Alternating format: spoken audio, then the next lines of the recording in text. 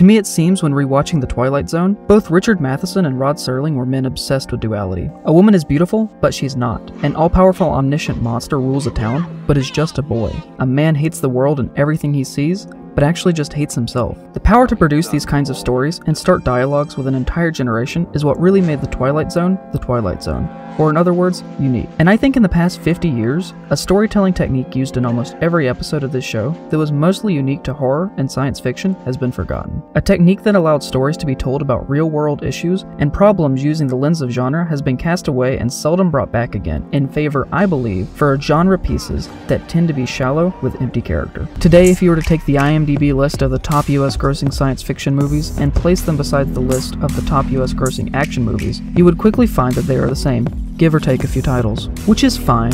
I don't mean to take away from those movies. I just mean to say that there exists today little to no popular science fiction as it was originally intended by some who spearheaded the tropes and popularized the genre in the 50s and 60s. Science fiction no longer means science fiction, and there has developed a problem with the language. I don't know how to fix this, but maybe there should be a split between science fiction and science fantasy, where science fiction holds to the role of being speculative fiction as it started, with science fantasy being everything else. Serling himself was adamant against the use of fantasy in science fiction, but often included it in more horror-based episodes. He said that fantasy is the impossible made probable. Science fiction is the improbable made possible. He saw it as a distinct divide that for the most part shouldn't be crossed. I like to think of this subgenre that was in popular use in this time period of horror and sci-fi as a sort of allegorical fiction, whereas either an object or a person represents a certain ideological point and enters the lives of normal people, and we as the audience watch as this plays out. Matheson and Serling on The Twilight Zone always introduced this as a means to cause a schism between two characters and reveal their differences, and made them seem more human as a result. Think of it in a way as the Body Snatchers, representing the rise of communism, whereas the Body Snatchers themselves are just a symbolic device that causes characters to act and in turn reveal themselves. Or for another example from the show that also dealt with the Cold War and crowd psychology, you could look at the episode The Monsters Are Due on Maple Street. A classic episode that starts with a friendly street in small-town America, in which Serling introduces the allegorical horror of the episode in the form of an unusual power outage that invades the lives of a small-town neighborhood,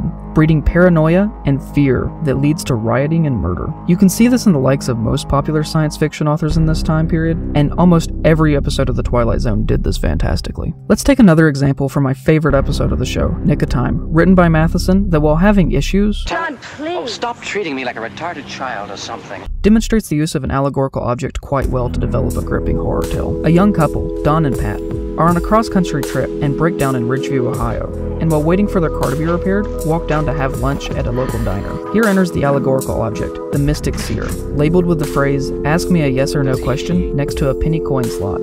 The Mystic Seer will slide out a pre-printed card with a vague, mysterious answer on it, not unlike a fortune cookie. Here's where Matheson starts to play with the dichotomy of this relationship. The allegorical object interjects almost in a Deus Ex sort of way to force conflict. It shows that Pat sees herself as grounded and rational, and Dawn as superstitious. They eat lunch while asking the machine silly questions for a penny apiece, and what starts out as a funny game to both of them quickly reveals a deeper, hidden problem in their relationship via the sinister, grinning seer. As Dawn quickly starts to see actual meaning in the cards, while Pat gets frustrated with him and makes them leave the diner. The seer reaffirms what the other sees in themselves, and what they see in each other. So in the case of Dawn, it reaffirms his superstitions, and stands as an allegory of Pat's skepticism. Dawn feels especially vindicated when leaving the diner, when a car nearly kills Pat, but Dawn pushes her out of the way, saving her in the nick of time, matching the seer's description of what would happen if they tried to leave the town. The episode starts with a happy couple that are implied to be engaged to be married, and in the span of 20 minutes, Matheson tears that apart and disturbs everything that Dawn and Pat saw in each other,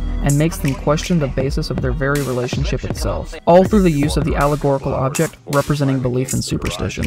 The episode is an example that I think perfectly portrays this writing technique, and it is not only my favorite episode of The Twilight Zone, but in my opinion is one of the most well-crafted, gripping episodes in television history, and I couldn't recommend it enough. Allegorical fiction has been a staple of horror and science fiction since the creation of the genres. Even though the allegorical object or the person may be different from story to story, the way the stories are constructed are very similar. Because the object only exists in the story, to reveal characters and present hidden prejudices or secrets that would not become apparent until under pressure. It was how writers made science fiction and horror feel real, because even though they were fantasies of the mind, they were still about real issues pressing in those societies that would soon have to be dealt with. Because like Serling said, what are you dealing with now in terms of plot points, themes, concerns now? The world and everything in it.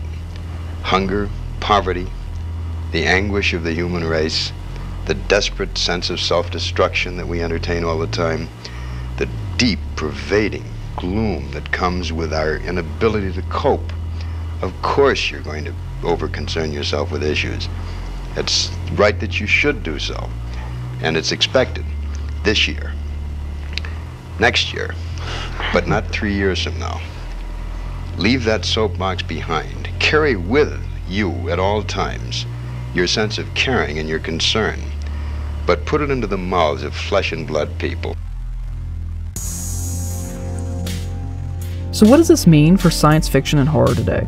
Well, in some cases, allegorical devices are still used within the genres to different varying degrees of success. Black Mirror, for instance, has used this well in about 5 or 6 of its 19 episodes, with only one being in the most recent season, with the allegorical object taking the form of a tablet that represents the dangers of helicopter parenting, where the mother was for it and the daughter against it, creating a schism in their relationship that led to violent ends. But I feel like this is where some problems arise with some modern media that try to attempt Matheson and Serling style of storytelling. It has been said a lot lately that we as a society have been in somewhat of a horror renaissance, beginning with films like The Babadook, which I would somewhat agree. But with the Twilight Zone style of horror and science fiction storytelling, something was always revealed about the characters by the introduction of the allegorical device into the plot. Dawn in Nick of Time is shown to have a great fear and weakness when it comes to his faith and superstition.